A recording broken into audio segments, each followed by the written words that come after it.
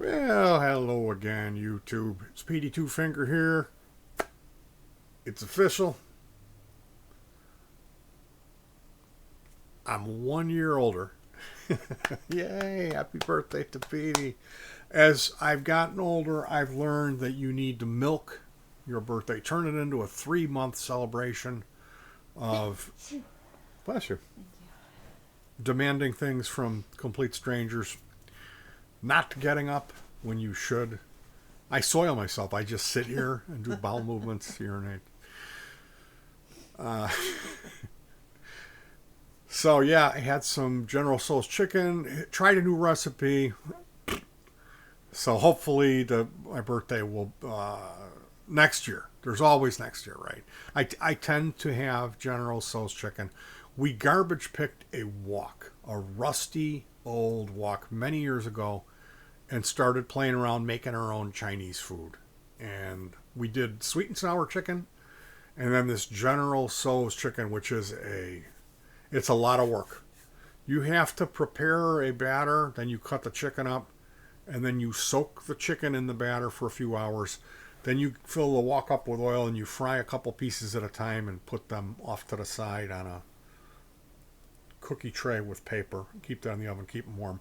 Then you kind of you make a whip up a sauce and throw some vegetables in it. I like baby corn, celery, onions, maybe some green, like bell peppers. Green onion, yeah. And it's really good.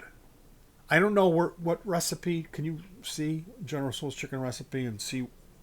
Just like type that into Google. Yeah. And see if you can find the one that we make real quick or something that's close. Now, this recipe I had yesterday, it wasn't bad. Something about the preparation of the chicken, doing it this other way that she does it, where it sits and it gets kind of hard. It just tastes like it's kind of left over, like the way where you're just frying it in the oil, deep frying it with that batter. That's what you want to do. That's what makes it great. And there's just no way around it turning into like kind of an all-day thing. Now, we use these pepper pods. They're dark maroon peppers, and you would put those in there. You have to flash cook them in oil, get it hot so the caspasane or whatever that oil, that red oil that's in that pepper gets released into the oil, and then you throw the pepper away. So you're left with a hot oil, perfect for diarrhea, burn your sphincter. And that's the stuff, if you do that stage wrong, if you get it too hot, it'll burn the oil and the whole dish is ruined. If you don't get it hot enough, the caspasane doesn't really release, and it's a dud. So that used to be where I would get called in, and I would do this, get in there, and it's all steaming, and I'm like, put the hot pepper in there. Oh, your eyes. It's like getting pepper spray. But, man, the house smells good, and the leftovers are good because any leftover, like chili or soup, anything like that, my theory is that meat needs to be consumed immediately. The more the meat sits, the less delectable and tasty it becomes.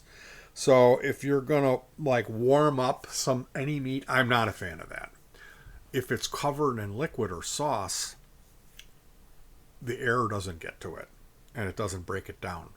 So that's the exception. So this is a leftover that, did you find it? Of course not. We got that recipe 10 years ago. We got the recipe 10 years ago. I'll give you my cookbook. The leftovers, like, it's got some sauce on it. So this stuff you can make, like when I used to make it, I would make a massive batch of it, and we would be eating it for a long time. And we had Humberto and Susana over, and they used to have us over there. They were Mexican, and they were kind of a simple folk. They loved horchata. Would have the rice. They would have the tortillas, and we were always welcome at their home for their family parties. Being one of the only English-speaking people there, it was a little awkward. But the food was always really good. Humberto would cook the horchata on the grill, on a charcoal. Or no, they had a gas grill, but it was still really good. and I used to really love going over there. So we had them over a few times. The one time I smoked some ribs. I slow cooked some pork spare ribs on the grill. This is before I got my smoker. I indirect cooked them. And so we had a rib feast, which is corn on the cob, smothered in butter, I've rewritten it. flaky biscuits with honey, coleslaw, applesauce, French fries with ketchup, and barbecue pork spare ribs with Sweet Baby Ray's dressing, which is kind of spicy. It's got a little kick to it. So I invited them over. We had eaten with them several times, and I said, you guys, you keep having us over to these parties. You got to come by us and eat sometime. And I had them over. Humberto came dressed in he dressed up. I was really honored. It was like really nice of him to do that, to put on a dress shirt and dress pants. Because he always had shorts with his hat backwards. He was always laughing. Humberto was great. He was great. He was my Mexican friend. There was a language thing there, but I used to love hanging out with him. He could drink.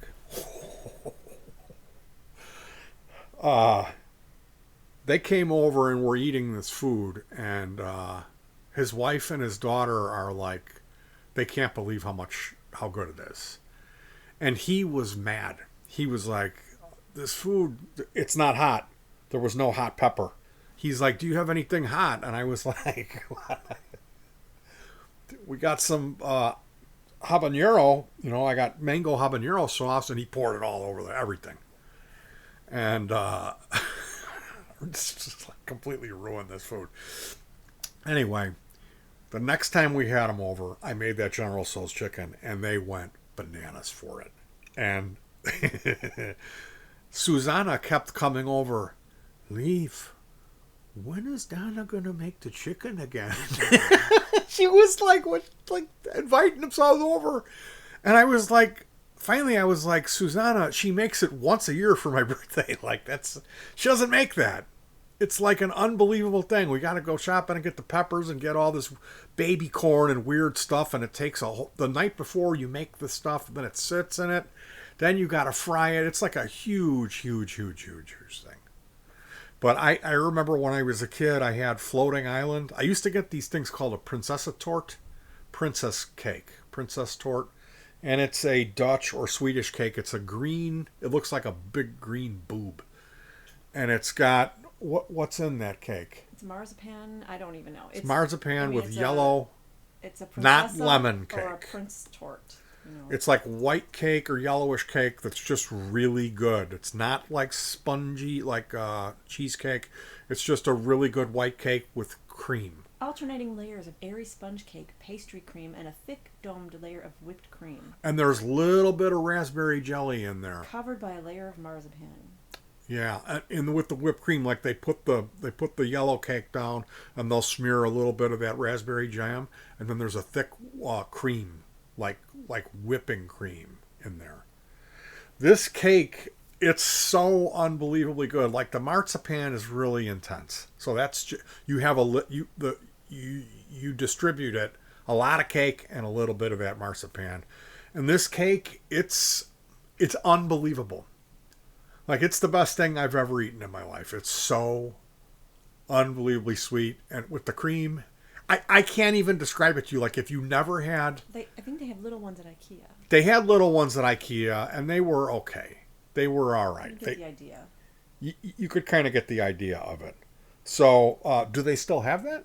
At IKEA? Yeah. I don't know if that's all open. I don't know. Yeah. You have to check that out. If IKEA has them, you could at least try it. But my wife, do you want to tell that story about how you got me my last one? Well, there's a bakery near us, and it's Danish, but I called and asked if they could make it. So they made one for your 40th birthday. They didn't know what it was. And I think somebody did.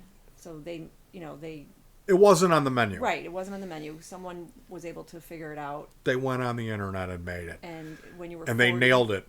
got it. Like And it then was exactly what I then remembered. again. So I don't know what year you got the other one, but Because when I heard that, I was like,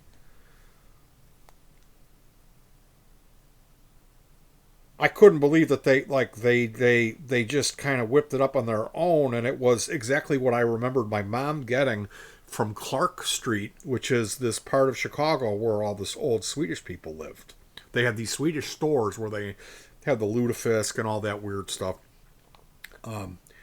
I've been doing surgery on my nails. I cut this hangnail out of my this little piggy went to the emergency room last night.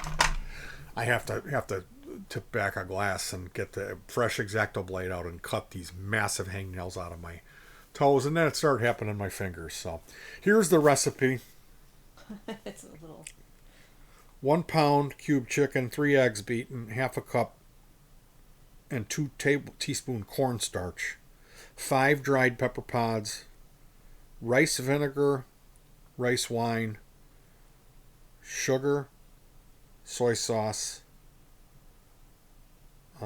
So you blend the eggs and With some of the cornstarch. That's why it's written like that. can you just go through this real quick? Blend half a cup of the cornstarch and 1 tablespoon soy sauce and the eggs, and put that with the chicken. You make the batter. Toss it to coat, and then you prepare the sauce, which is. Aren't you supposed to put that in the fridge for 3 hours? I can't read that part. Yeah. Oh my God. It doesn't say that, but you do. I mean, it says make sure it bonds well. You have to. Yeah. When you put the. It might be. You throw the chicken in the bowl of the goop and you let it sit for 3 hours in the fridge. Then you pull those chickens out and you deep fry them, and then it says in some peanut oil. Yes. How do you make the sauce then? Prepare the sauce. 2 teaspoons cornstarch with the rice wine, the rice vinegar, sugar, and the soy and the whatever soy sauce you didn't use for the batter. Yeah, you whip that all up and thicken it, and then you pour that out and clean the wok. Well, no, you prepare it on the side. You don't do anything with it. That's right. You fry your chicken, then you remove your chicken after it's all fried. Then you put those pepper pods in there on 3 with the oil. Yeah, make Get sure them don't to burn them. almost smoke. Pull them out, and that's your hot oil. And then you pour that in. Then you pour the chicken back in the wok and fry it, and then you add the sauce. And as it starts to caramelize, and then you also could add your garlic, green onion, ginger, pepper. So the chicken is cooked twice. It's fried first and set to the side. Then you make the sauce on the side in a pot. Then you make that hot oil, pull the pods out. Then the rest of the sauce goes in there, but then you throw the chicken in and cook it again. Then you add your last minute vegetables. And this General Tso's chicken, like Susanna, she didn't stop bugging me for about a year. Leaf, when is Donna gonna make the chicken again? I go, we're never having you over again. They ate so much of it, and they wanted some to take home, and it was like, I get this once a year. Like, this is an unbelievable thing. Like, sometimes twice. Sometimes it was Father's Day too. Yeah, twice a year I get it. Like, my wife works full time. She doesn't just sit home and watch. What are those Mexican soap operas? Novella. With the 60-year-old guy dressed up like a little retarded kid with the beanie on his hat. That's not a song. The big-breasted woman. Boing. She bends over and the little guy. So. Telenovela? I don't know. Yeah. Sabado Gigante. There's a scene with so Mike Patton in Sabado Gigante. Oh, I remember that. Yeah, it was so cool. So, yeah. Happy birthday to me. Hopefully I'm going to win this auction on this piece of gear, digital mixer. It would be great to improve the rig, but if it doesn't happen, it doesn't happen. I've got my daughter's coming over, which I'm really excited to see her, but we're going to torture her with a short, lively set of this new music that everyone loves. Everyone loves this. I've shut the distortion off and I'm playing clean with a spring reverb sound and writing in this kind of countryish, rockish, like instrumental, basic, and people are responding to it. Like normally, if I put something up, if I'm playing aggressive with the distortion, no one will comment. And this mellow stuff, people are like, "Oh man, I love that! It sounds so good." So I really don't want to pander, and I'm not gonna. I'm just gonna continue to write for whatever comes to me. But there's another piece in that vein that I have, which is like, is this thing on? Another unbelievably long video. No one will watch. It's like,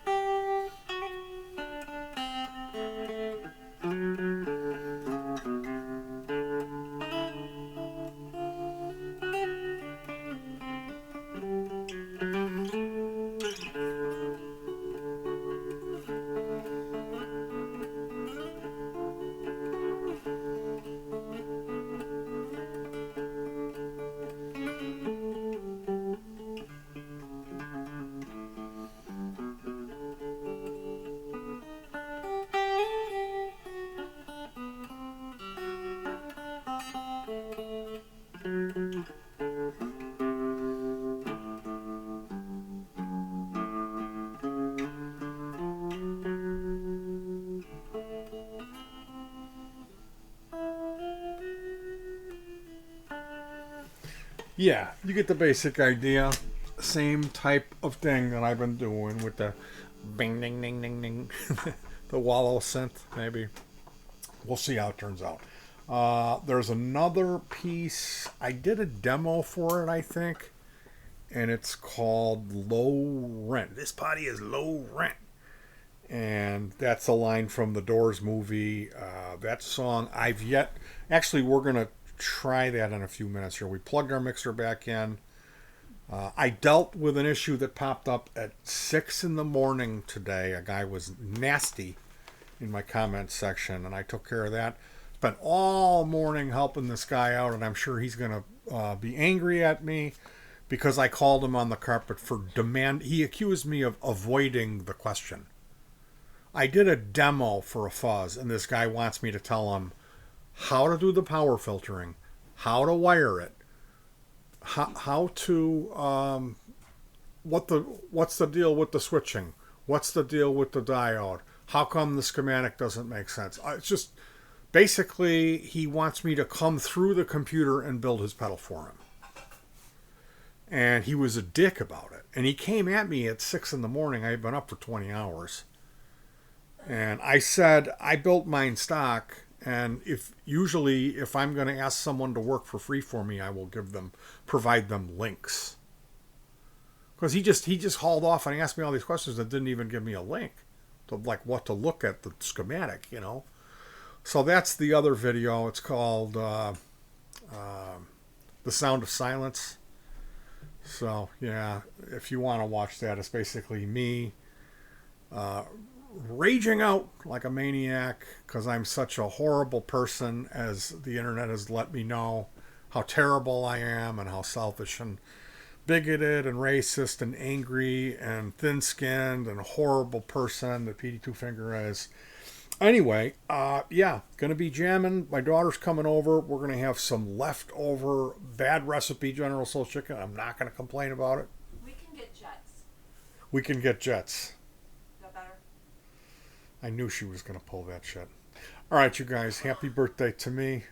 That was my other idea the other day. Send money to my PayPal. I need money to upgrade this rig. I need a couple $100. And for food? And for food, for Jets. I need, somebody was talking about a GR1 synth, and I need to get some shipping money. So this is going to be the new thing. I'm just going to beg on eBay. I'm going to be, hey guys, what's up guys? I need you to smash that like button if we can get 1 million views. Hey guys, what's up? That's going to be what I'm going to do. Because every time I see somebody doing that, they've got 10 million views. And I'm not going to do that, and I really don't care so much about views. But when people start coming on here and turning it into a dick measuring contest, and they've got a fraction of the videos or subscribers that I do, I will bring that up. I will. And I've put the work in. I got like 1,000 videos. Are you going to come on here and act like I'm, some kind of chump who doesn't care, or, I'm just this horrible person. Terrible. Oh, he's terrible. Horrible Petey Two Finger. The worst. And he smells. He's fat, too. Forget about that? Yeah, he's huge. Hundreds and hundreds of pounds as he sits in his own feces and urine. Yelling and screaming. That's called fat shaming. That's like, people aren't supposed to do that. Oh, well, I'm new to being fat, so I was unaware. I was kind of normal body size for my type. Actually, my family come from. My dad was huge. You were scrawny. I was scrawny. Anyway, I'm going to let you guys go. I just wanted to say thank you. I know I complain a lot, and I'm always bringing up the negative comments. That's how I handle it. I talk about it on here. Okay, so don't take that the wrong way. I really do appreciate all of the positive. It's overwhelmingly, the response is always great here. It's always great. It's always too nice, too kind. If you know me, you know that I'm not like out of my mind megalomaniac, like thinking that my shit doesn't stink, like I'm better than anybody else. I'm really not like that. But at the same turn of the screw, I really don't like people being nasty to me in the comment section. I don't like people putting themselves in a position of being above me, because I'm an adult, and I don't do that in other people's comment section. If I was some little kid and I just came in here, I was like, hi guys, it's my Minecraft server. I'm playing vanilla Minecraft 1.41. And like I had bad audio or something was up, somebody coming and telling me what's up, I'd get it.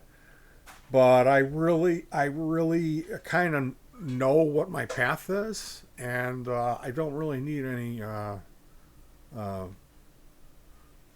you need to, why don't you just, that type of comment is just going to stick in my craw.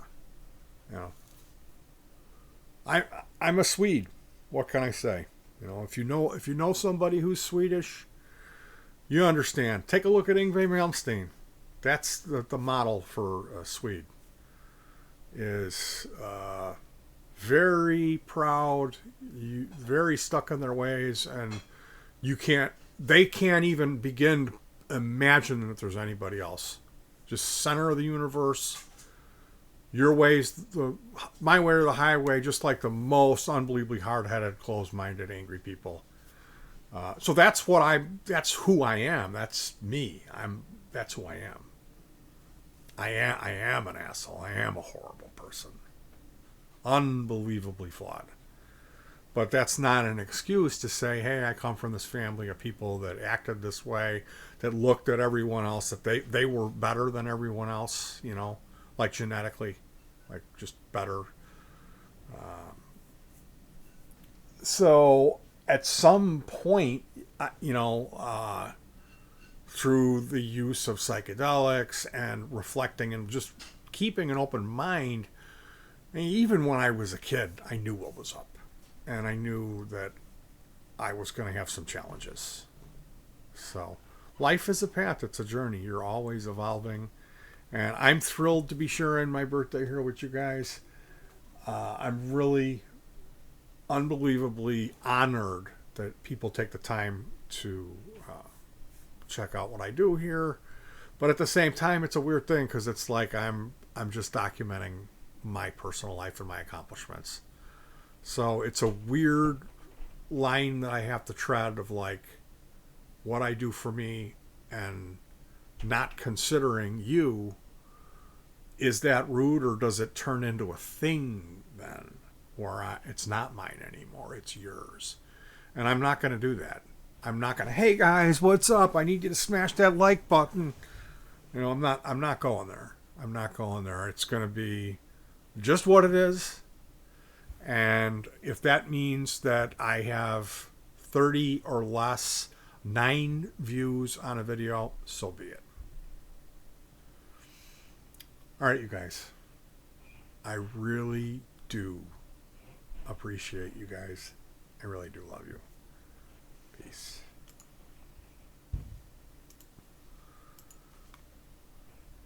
There's that stop button. See ya.